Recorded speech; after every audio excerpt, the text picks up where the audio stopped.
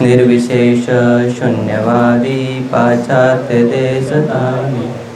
जय श्री कृष्ण चैतन्य प्रभु नित्यानंद श्री अद्वैत गदाधर श्रीवासादि गौरभक्तवृंद।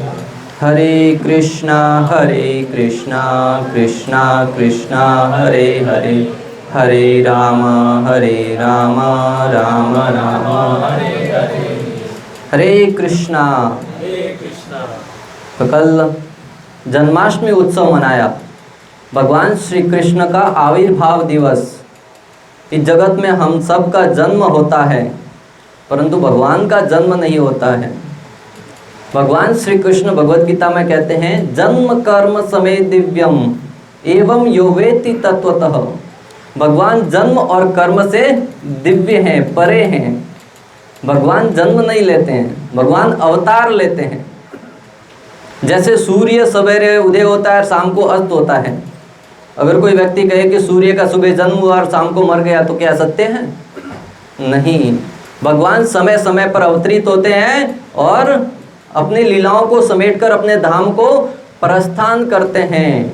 तो भगवान का जन्म और कर्म दिव्य है। भगवान कभी भी हमारी भांति जन्म नहीं लेते हैं।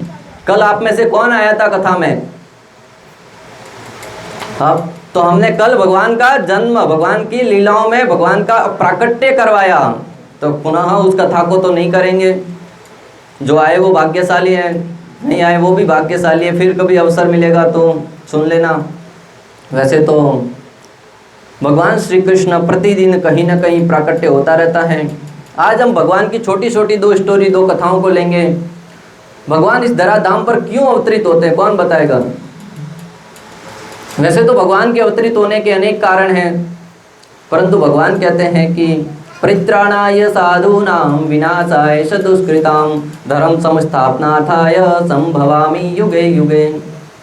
धर्म की स्थापना करने के लिए और साधुओं की रक्षा करने के लिए और दुष्टों का संहार करने के लिए। कौन है दुष्ट? अपने आप को कोई दुष्ट मानता है? बड़े से बड़ा राक्षस भी जब उसको कहा जाए तू दुष्ट है, वो दुष्ट स्वीकार नहीं करता है। परंतु भगवान दुष्टों की हानि पहुंचाने के लिए, दुष्टों को मारने के लिए अवतरित होते हैं। हम सबके अंदर अनेक प्रकार के अवगुण हैं। काम, क्रोध, लोभ, मोह, मद, मत्सर्य, अहंकार, ईर्ष्या, द्वेष, ये सारे के सारे राक्षसी प्रवृत्ति के गुण हैं। तो भगवान अवतरित होकर अनेक प्रकार के राक्षसों का वध करते हैं। उनमें से कुछ राक्षस, जैसे उनमें से एक राक्षस है, सक्टासुर नाम का राक्षस था। सक्टासुर नाम राक्षस का नाम सुना है आपने इससे पहले? कितने लोगों ने सक्टासुर नाम के राक्षस का नाम सुना है? सक्टासुर नामक का राक्षस था। गर्ग संहिता में वर्णन आता है। सक्टासुर है वो पूर्व जन्म में हिरण्याक्ष का पुत्र था। हिरण्याक्ष का नाम कितने लोगों ने सुना है? सत्य युग में हिरण्याक्ष और हिरण्यकशिपु दो भाई थे। हिरण्यकशिपु का पुत्र था प्रहलाद महाराज। प्रहलाद महाराज का नाम कितने लोगों ने सुना है? होलिका मनाते ना हम, होलिका के अंदर प्रहलाद बैठता है। प्रहलाद को कुछ नहीं हुआ, उसकी बुआ होलिका जलकर भस्म हो गई। उसी प्रहलाद के पिता हुए हिरण्यकशिपु और उसी हिरण्यकशिपु के भाई हुए हिरण्याक्ष, जिन्होंने पृथ्वी देवी को जल के भीतर डाल दिया था। उनकी रक्षा करने के लिए वराहदेव प्रकट हुए। तो उस हिरण्याक्ष का बेटा था, उसका नाम था उत्कर्ष। वो बहुत शक्तिशाली था, बहुत बलवान था। और जब व्यक्ति के पास बल आता है, शक्ति आती है, सामर्थ्य आता है, तब अहंकार आने लगता है। और सही मार्गदर्शन नहीं हो, ज्ञान नहीं हो, तो वो बल का प्रयोग कहाँ करता है? गरीबों को सताने में, गरीबों के ऊपर अत्याचार करने के लिए, निर्बलों को सताने के लिए। राह चलते किसी को भी टपली मारता है। उसके साथ भी ऐसा ही हुआ। हर जगह जाके साधुओं को सताता, गौ माता के ऊपर अत्याचार करता, और इसी अत्याचार में वो अंधा हो गया। एक दिन इसी के चलते वह चलते चलते लोमस ऋषि के आश्रम में जा पहुंचा। और लोमस ऋषि की शक्ति का उसको ध्यान नहीं था। लोमस ऋषि ने उसके अत्याचारों से आहत होकर, ऋषि मुनि बहुत दयालु होते हैं, बहुत कृपालु होते हैं, इतनी आसानी से किसी को श्राप नहीं देते हैं, सिर्फ और सिर्फ दुर्वासा मुनि को छोड़कर। दुर्वासा मुनि किसी को छोड़ते नहीं थे, परंतु बाकी सब ऋषि मुनि बहुत दयालु थे। फिर भी लोमस ऋषि ने बहुत आहत होकर उनके ऊपर अत्याचार नहीं किए। गौ माता के ऊपर जब अत्याचार करना प्रारंभ किया तो गौ माता के ऊपर अत्याचार किए तो आहत हुए, और गौ माता के ऊपर अत्याचारों को देखकर लोमस ऋषि ने श्राप दिया। बोले तेरे को भगवान ने शक्ति दी है, सामर्थ्य दिया है, उसका प्रयोग तुम्हें दूसरों की सहायता करने के लिए करना चाहिए। अगर आपके पास धन है, वैभव है, ऐश्वर्य है, उसका प्रयोग दूसरों की सहायता करने के लिए करो। अनेक लोग हैं जिसके पास खाने के लिए 2 समय का भोजन भी नहीं है। अपने धन का प्रयोग नशा करने के लिए मत कीजिए, दूसरों को दिखावा करने के लिए करने की आवश्यकता नहीं है, दूसरों की सहायता करने के लिए कीजिए, तब भगवान प्रसन्न होंगे। बड़े बड़े सड़ावा लेकर अपना नाम सुनहरे अक्षरों में लिखवाने से भगवान प्रसन्न नहीं होने वाले। गौ माता जो दुखी है ना, उसकी सेवा करने से भगवान श्री कृष्ण प्रसन्न होंगे, क्योंकि वो कान्हा उस गौ माता के लिए अवतरित हुए थे, हमारे के लिए नहीं हुए। पृथ्वी देवी गौ माता का रूप लेकर श्री कृष्ण की पास गई थी कि भगवान मैं दुखी हूँ कंस के अत्याचारों से, तब कान्हा जी आए थे यहाँ पर अवतरित होने के लिए, और अपने हाथों से गौ माता की सेवा करी थी। हम सब जिस कान्हा जी के पीछे जाते हैं ना, वो कान्हा जी गौ माता के पीछे जाते थे। एक दिन नंद बाबा ने, माता यशोदा ने कहा कृष्ण जूते तो पहन के जाओ, वन में जाते हो कांटे लग जाएंगे। तब भगवान कहते हैं कि गौ माता को पाँव में जूते पहनो तो मैं पहनूंगा। तब नंद बाबा कहते हैं 9 लाख गाय हैं, 4 पाँव हैं, इतने जूते कहाँ से लाएंगे, एक काम करो तुम भी नंगे पाँव में जाओ। तो यह कान्हा जी का प्रेम। हम बड़े बड़े स्टेटस लगाते हैं, गाय हमारी माता है, गाय माता से हम प्रेम करते हैं। कभी गौ माता को दुखी देखकर हृदय में दुख होता है ना, आंखों से अश्रु बहते हो, तब समझना कि गौ माता से प्रेम है। मात्र नारे लगाने से, मात्र कभी स्टेटस लगाने से गौ माता के प्रति प्रेम नहीं होता है। सुनने में बड़ा कड़वा लग सकता है, परंतु वास्तविक सत्य यही है। यहाँ पर शक्टासुर के अत्याचारों से आहत होकर लोमस ऋषि ने उसको श्राप दे दिया कि मैं तुम्हें श्राप देता हूं, तुम्हारा ये शरीर जो बलिष्ठ शरीर है इसी क्षण समाप्त हो जाए। भक्तों, अगर आपका कितना ही शक्तिशाली शरीर क्यों ना है, एक दिन समाप्त हो जाएगा। जब तक पास में शक्ति है, सामर्थ्य है, इस शरीर का प्रयोग गौ माता की सेवा के लिए, गरीबों की सेवा के लिए, भक्तों की सेवा के लिए, भगवान की सेवा के लिए प्रयोग कर दीजिए। कब बुढ़ापा आ जाए पता नहीं चलेगा।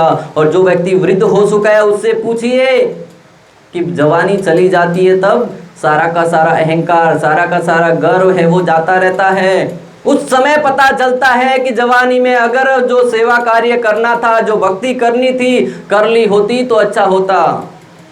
प्राय लोग कहते हैं कि बुढ़ापे में भक्ति तो करेंगे, परंतु बुढ़ापे में कैसे भक्ति करेंगे। आदि शंकराचार्य कहते हैं कि अंगम गलितम पलितम मुंडम दस्न हवीनम जातम तुंडम वृद्धो याति गृत्वा दंडम तदपि न मुच्यते आशा भिन्नम।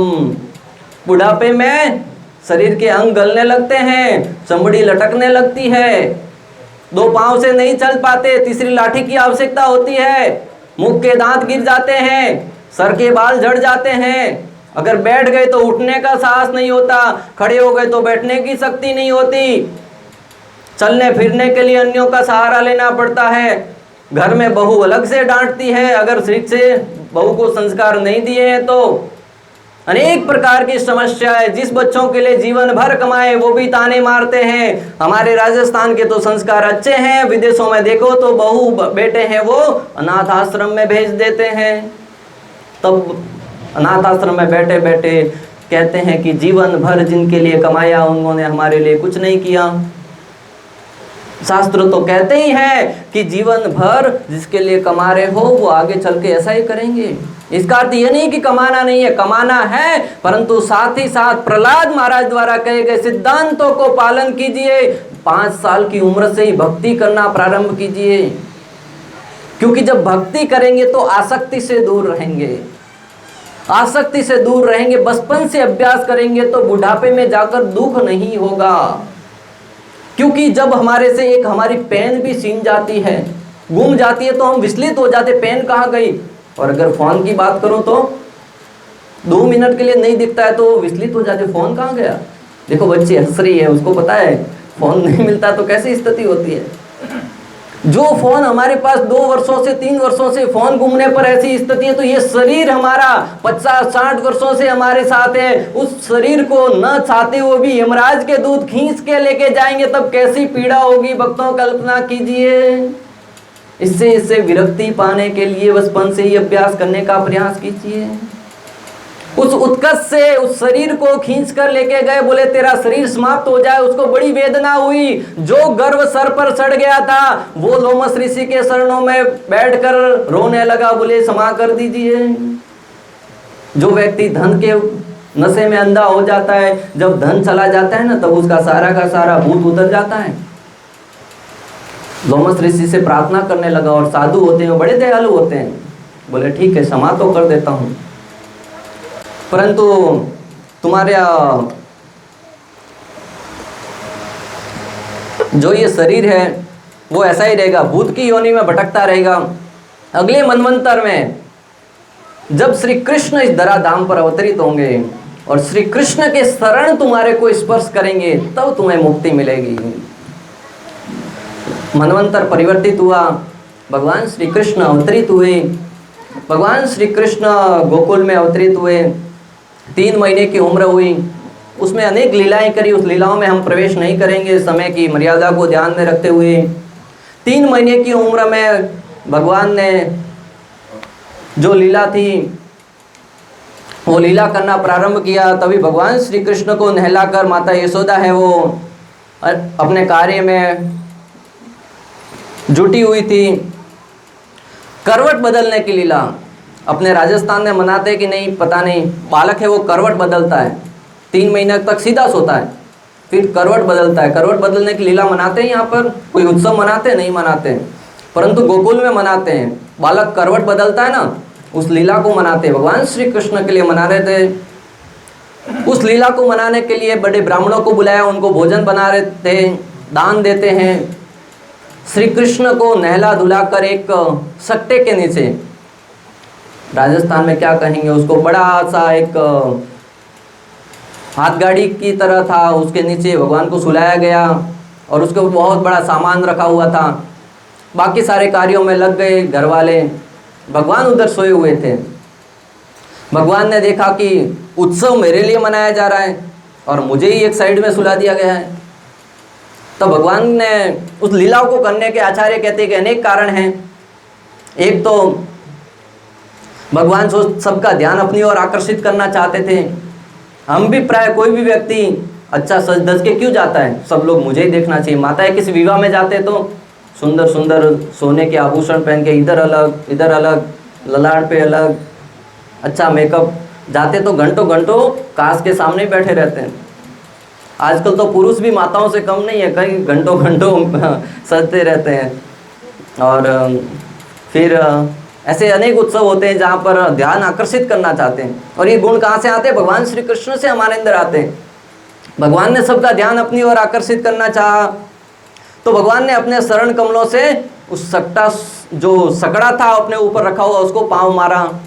और लोमस ऋषि का जो वरदान था उसको भी सत्य सिद्ध करना था, क्योंकि साधुओं ने जो भी वरदान दिए भगवान को तो पूर्ण करने। तो भगवान ने जैसे ही अपने नन्हे नन्हे पाँवों से, 3 महीने के बालक के पाँव है वो कितने कोमल होंगे, और भगवान के पाँव तो वैसे ही कोमल हैं। भगवान के पाँवों के कोमल के विषय में ब्रह्मा जी ब्रह्म संहिता में विस्तार से सुंदर वर्णन करते हुए कहते हैं कि इतने कोमल पाँव हैं भगवान के। और भगवान के पाँव 3 महीने में नहीं, उनकी आयु 125 वर्ष हो गई तब भी उनके पाँव है वो इतने कोमल थे कि उनके पाँवों को स्पर्श कर दे तो रूही है वो भी शर्मा जाए। तो उनके शरण कमल जब उस सकटे को स्पर्श किए तो सकता है वो 125 मील ऊपर जाके धड़ाम से नीचे गिरे। पूरे के पूरे ब्रज में हाहाकार मच गया। सारे लोग जो उत्सव मना रहे थे भयभीत हो गए कि ये एकाएक कौन सा संकट आ गया। सारे लोग भागकर वहां पर एकत्रित हुए। सबने देखा श्री कृष्ण तो सुरक्षित है कि नहीं। देखा श्री कृष्ण तो नन्हे से पांवों से खेल रहे हैं। तब विश्वनाथ चक्रवर्ती ठाकुर लिखते हैं कि श्री कृष्णस्तु भगवान स्वयं, श्री कृष्ण परम ईश्वर भगवान है। क्यों? क्योंकि एक नन्हा सा 3 महीने का बालक अपने नन्हे से पांवों से इतने कठोर वज्र की भांति सत्य को स्पर्श करता है, वो इतना दूरी पर जाकर नीचे गिरता है, फिर भी उनको छोटी सी चोट नहीं पहुंचती है। यहाँ तो कोमल वस्तु किसी कठोर वस्तु को मारेगी, उसको हानि पहुंचेगी, या फिर उसको वो कठोर वस्तु उसको दूर नहीं जाएगी। दोनों कार्य एक साथ नहीं हो सकते। भगवान ने नन्ही नन्ही आयु में 5-6 दिन की आयु में पुतना का वध किया, कुछ महीनों की आयु में अनेक राक्षसों का वध किया। यह दर्शाता है कि कृष्ण भगवान है। हर समय हर परिस्थिति में भगवान ने किसी राक्षस को घुमा घुमा कर मारा, किसी राक्षस के मुख में आंख हाथ डालकर तप्त करते हुए मारा, किसी राक्षस को किसी तरीके से मारा। आपने देखा ऐसा कोई व्यक्ति है जिन्होंने बिना किसी आयुध के किसका वध किया हो? एक और एकमात्र श्री कृष्ण। यह दर्शाता है कि श्री कृष्ण है वो परम ईश्वर है। और ये भगवान श्री कृष्ण की जो लीला है वो दर्शाती है कि भगवान श्री कृष्ण ने परम ईश्वर के रूप में अपना जो साम्राज्य है वो स्थापित किया। और ये आचार्यगण सक्टासुर के रूप में 2 अनर्थों को दर्शाता है। पहला है कि अधिक संग्रह करने के भाव में हमें भगवान श्री कृष्ण को भूलना नहीं है।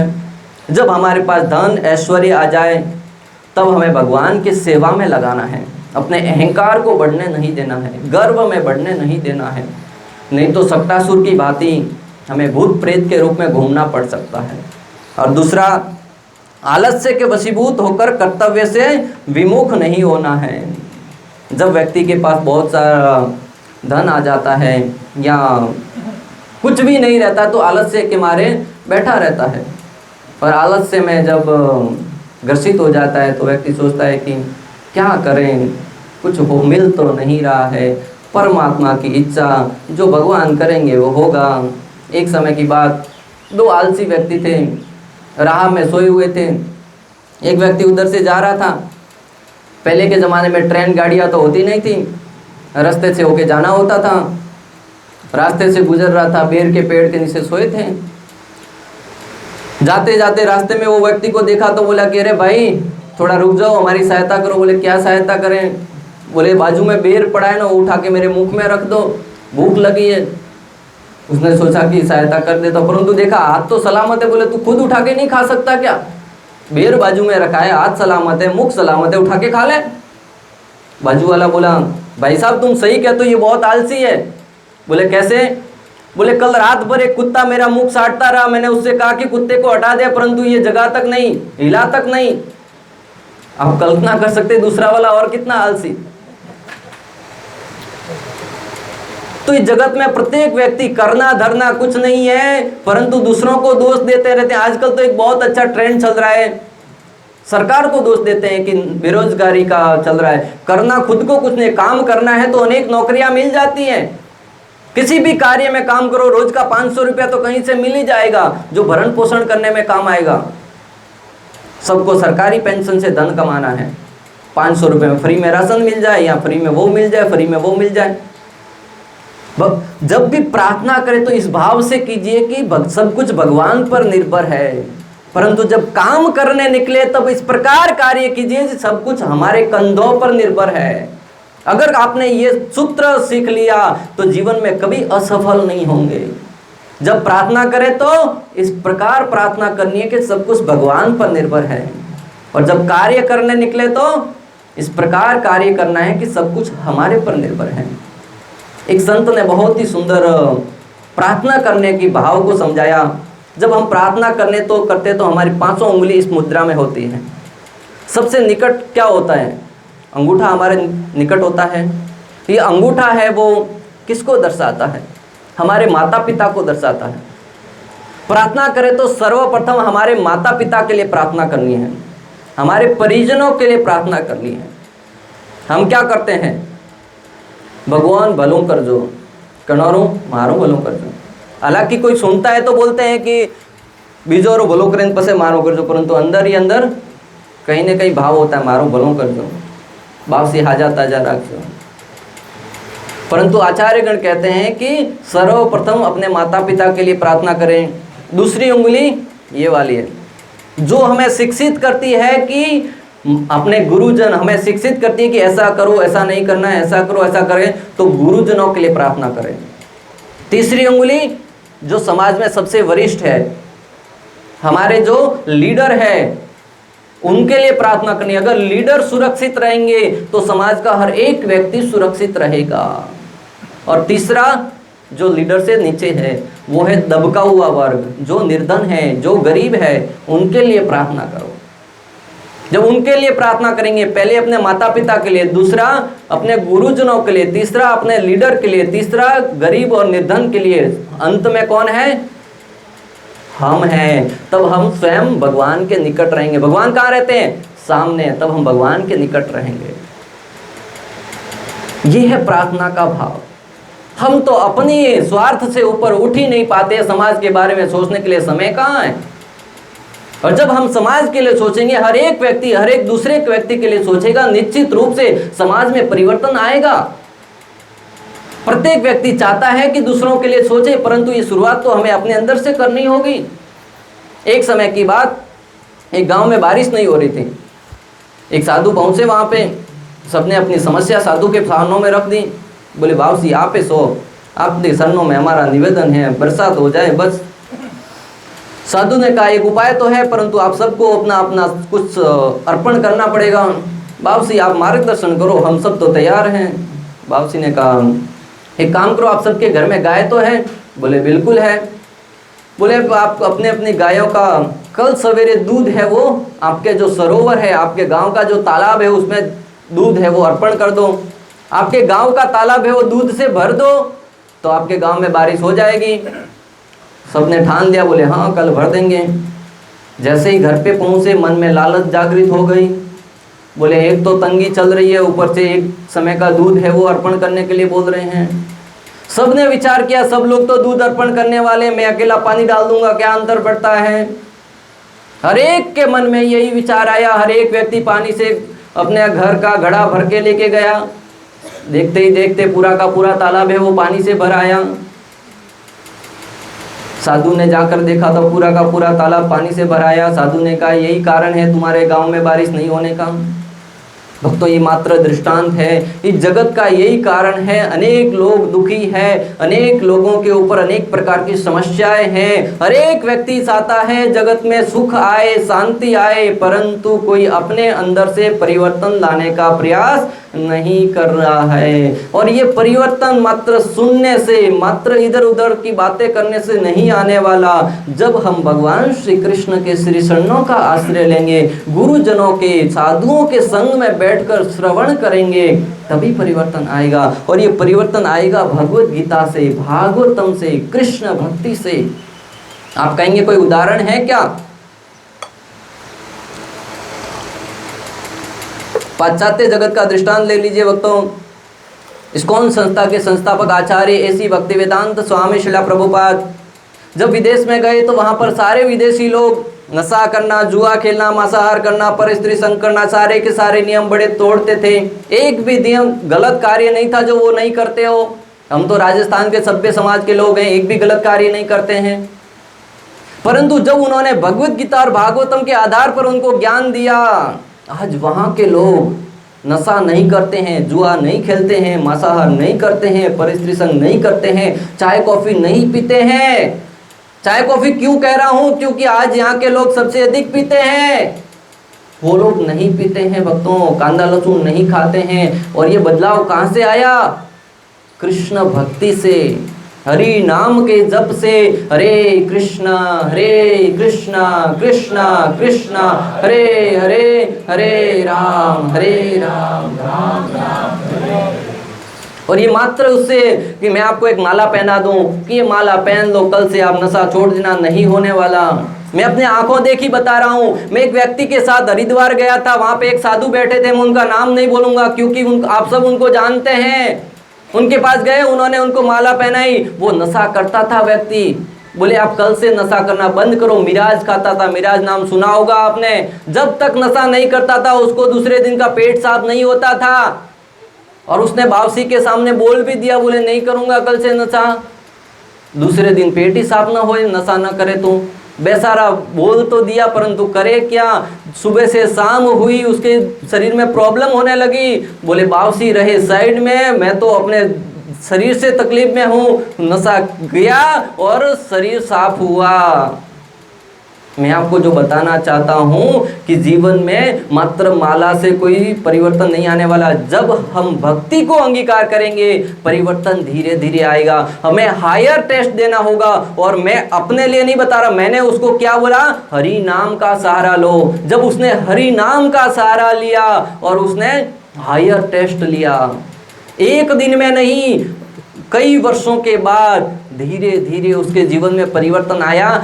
मिराज तो छोड़ो, आज वो कांदा लहसुन भी नहीं खाता है भक्तों। मैं उसमें मेरी कोई योग्यता नहीं है, कृष्ण भक्ति का प्रभाव है।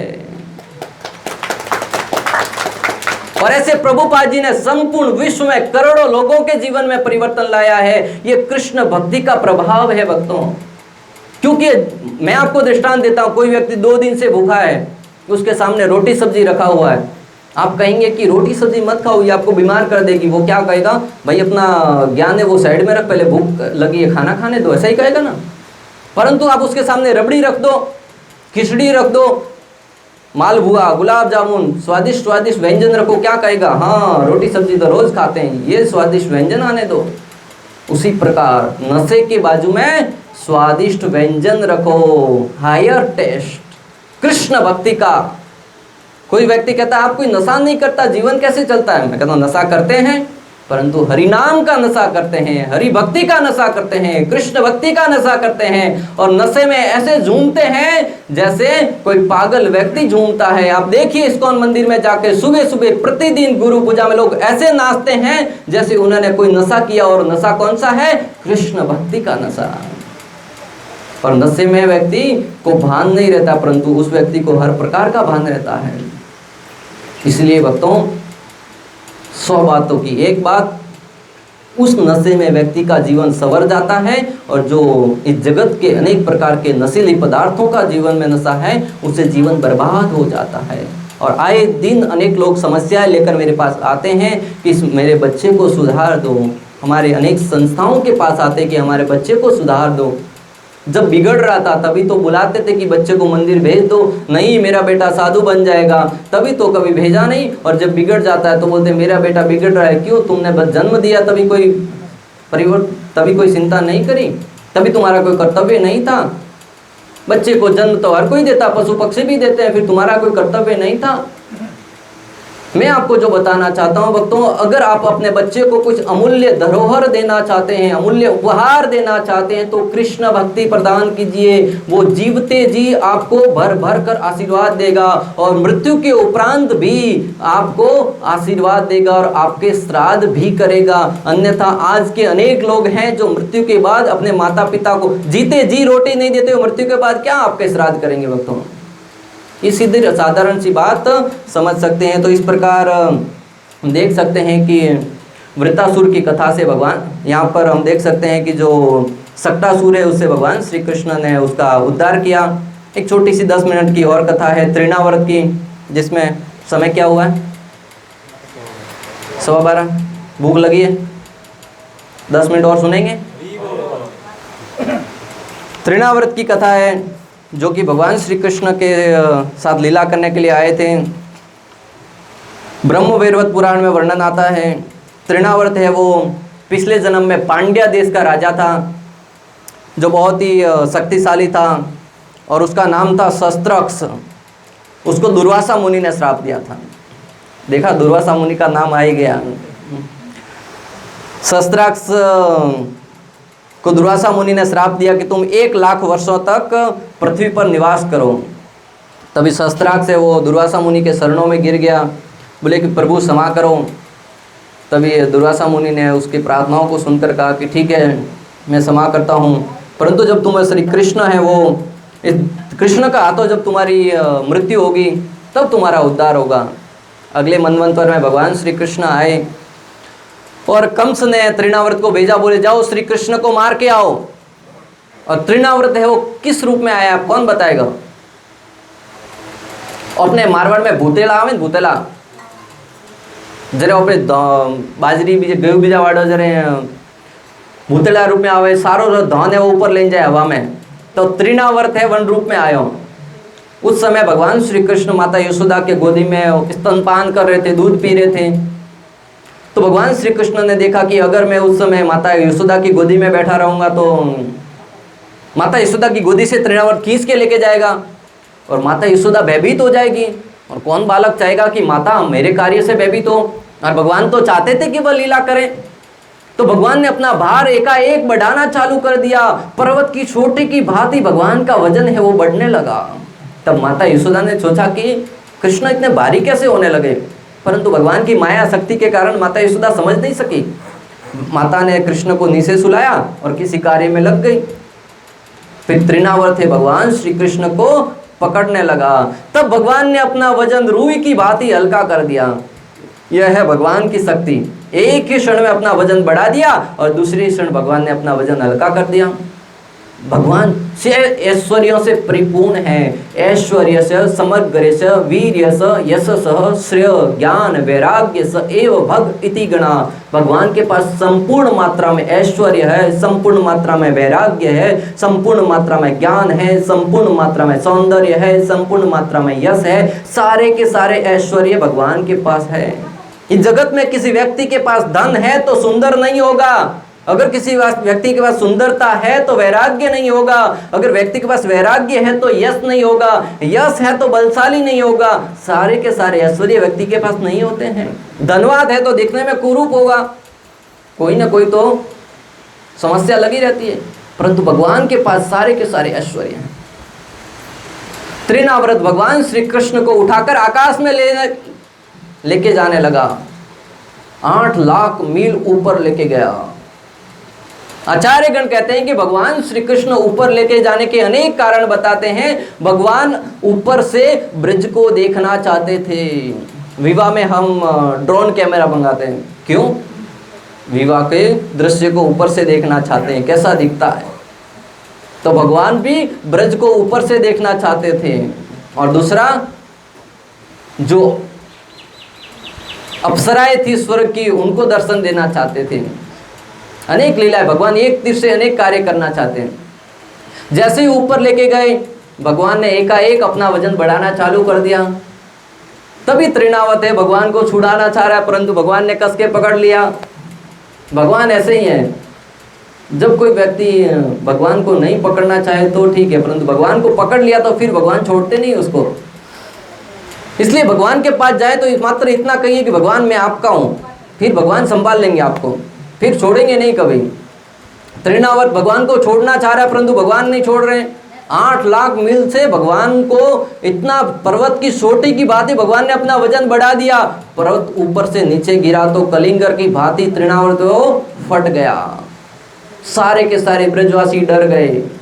सारी गोपियां एकत्रित हो गई। माता यशोदा वहां पर आती है, कान्हा को उठाती है। कोई गाय के पूंछ को लाकर कान्हा को ऊपर लगाती है, नजर उतारती है। सारी गोपियां कहती है हमारे पूर्व जन्म के कोई कर्म होंगे जिससे कान्हा आज बच गए। परंतु उनको कौन बताए कि श्री कृष्ण तो भगवान है। परंतु ब्रजवासी है वो बहुत ही सरल स्वभाव के हैं, जो कहते हैं कि कृष्ण को भगवान नहीं, हमारे ग्वाल बाल है, हमारे